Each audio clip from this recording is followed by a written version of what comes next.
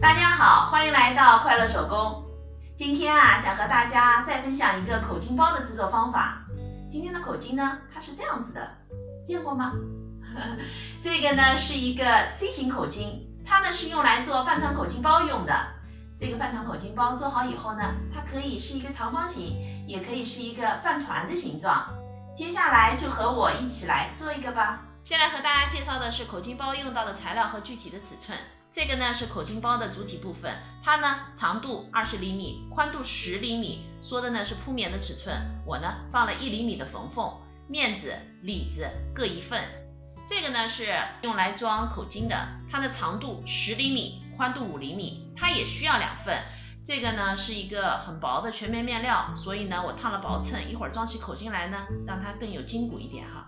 接下来和大家介绍的呢是这个口巾材料，这个口巾呢是一套哈，大家在网上搜索饭团口巾呢就能找到。我这一套呢买来3块钱，也是挺便宜的哈。接下来我们就可以开始制作了。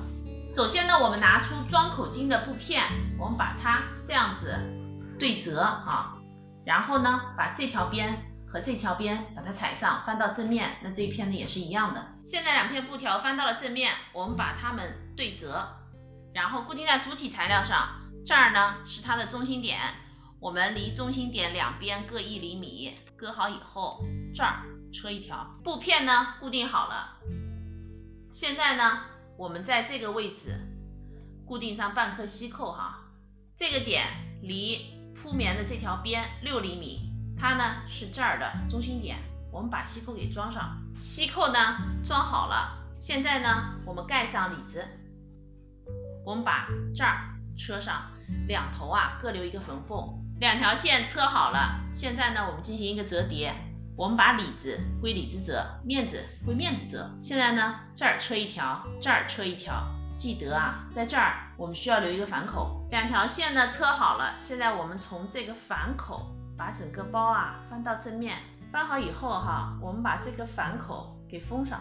反口呢封好了，现在呢我们把口巾给装上。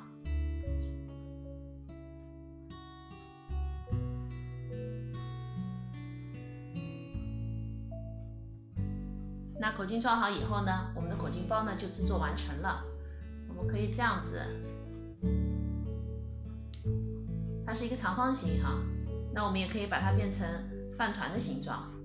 这期视频内容就是这些了。如果您喜欢我的视频内容，请您点击加关注，咱们下期再见。